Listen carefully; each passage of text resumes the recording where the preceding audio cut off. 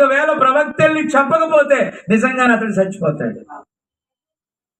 అందుకని దేవుడు మళ్ళా ప్రవక్తను పంపితే ఏం చేయాలా? మళ్ళా అప్పుడే తిడతావు నువ్వు, నీ కాలు ఇరిగిపోద్దు పో అంటే నిజంగా ఇరిగింది.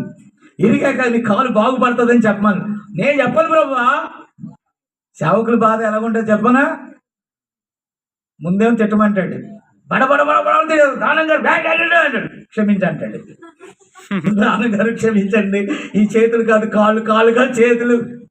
ఎంత బాధ తెలుసా దైవ సేవకులకి. ఏమనుకున్నారు దైవ సేవకుడు అంటే? ఎటు వంచితే దేవుడు ఎటు వంచితే అన్నిటికైనా నట్లు బోల్ట్లు ఉంటాయి, కానీ సేవకులు ఎటు తిప్పితే అటు ఎగరాల దేవుని చేతిలో. ఆయన బలవంతుడు.